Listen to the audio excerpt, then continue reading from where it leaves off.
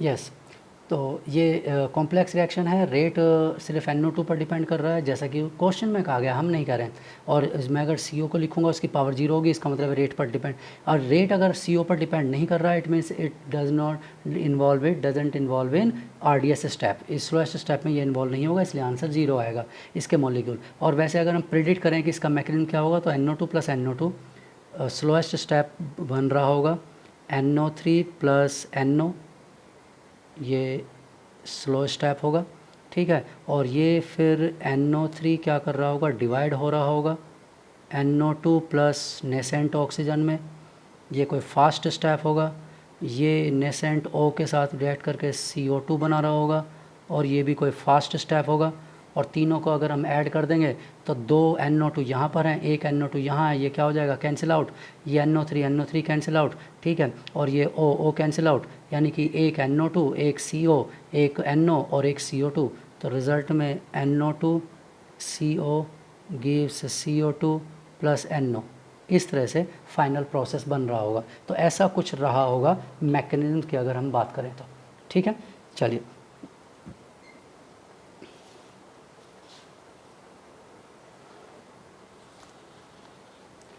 Next, अगला question है कि एक पैरेलल रिएक्शन है, A से B बन रहा है और A से ही C बन रहा है, और A की वैल्यू, A का जो दोनों पैरेलल है तो इसका मतलब K अलग अलग होगा। इसका K1 गिवन है ln3 पर मिनट, और K2 गिवन है ln3 पर मिनट, यानी कि 3 मतलब न्यूमेरिकल वैल्यू ने ln की फॉर्म में दिया हुआ है। अब को जानना चाहता है, क्या क्वेश्चन पूछा, the time when the concentration of A, B and C becomes equal. तीनों की कंसंट्रेशन क्या हो जाए, इक्वल हो जाए, यानी कि concentration of A at time t equal to B equal to C, यानी टाइम t पर तीनों का कंसंट्रेशन इक्वल हो जाए। अब ये बताया था आपको फर्स्ट ऑर्डर है, तो इसका K किसके इक्वल होगा, इसका K होगा K1 प्लस K2। लिखवाया हुआ है आपको कि इसका K1 प्लस K2 के इक्वल होगा। 2.303 upon T time log A0 upon 80, ठीक है। A0 अपॉन 80 ये वैल्यू। तो K1 K2 तो लिख लेते हैं, कितना है ln3 प्लस ln3, ठीक है। और इक्वल टू ये 2.303 टाइम अननोन है लॉग। अब आप इसे क्या करिए, स्टार्टिंग में से क्या मान लीजिए, 1 मान लीजिए कि ये 1 है, ठीक है, फॉर एग्जांपल कि इट इज़ 1, ठीक। और चाहो तो आप इसे 2.303 मत लिखो, ln की टर्म्स में ही लिख लो, ठीक है। इसे भी ln की टर्म्स में लिख लो और बाद में उसे log 10 बेस में कन्वर्ट कर देना, ठीक है, क्लियर। तो ये आप ऐसा भी कर सकते हैं, ठीक। और यहाँ पर log अब A0 या फिर ऐसे ही लिखा रहने दो, कोई दिक्कत नहीं है, ठीक है। इन वैल्यूज़ को बाद में कन्वर्ट कर लेना, इसे किस में कन्वर्ट कर लेना, 10 बेस में कन्वर्ट कर लेना इस वैल्यूज़ को, ठीक है। तो A0 बाई 80, अब A0 मान लिया 1 है हमारे पास, मान लो ये 1 है, ठीक है।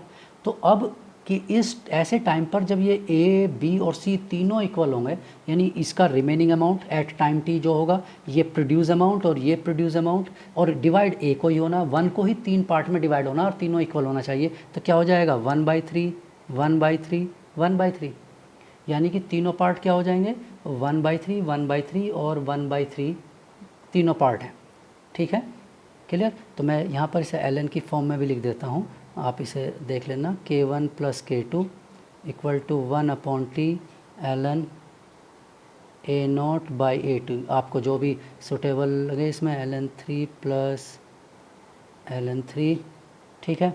और equal to 1/t ln 1 upon 1/3 क्यों, ऐसा क्यों होगा, वो भी बताया ना कि जब ऐसा टाइम जिस पर तीनों कंसंट्रेशन इक्वल होंगी। अब इनिशियल तो कुछ दिया हुआ नहीं था कि इनिशियल क्या होगा क्या नहीं होगा, मैंने 1 मान लिया कि वो इनिशियली 1 था। तो अब 1 में से कुछ अमाउंट इसका प्रोड्यूस होगा, कुछ अमाउंट इसका प्रोड्यूस होगा, और A का कुछ अमाउंट रिमेनिंग रहेगा, और तीनों एक दूसरे के इक्वल होना चाहिए, यानी कि x plus x plus x equal to क्या होना चाहिए, वो इक्वल भी हो तीनों, मतलब तीनों एक दूसरे के इक्वल हो, और तीनों का सम किसके इक्वल होना चाहिए, 1 के इक्वल भी होना चाहिए।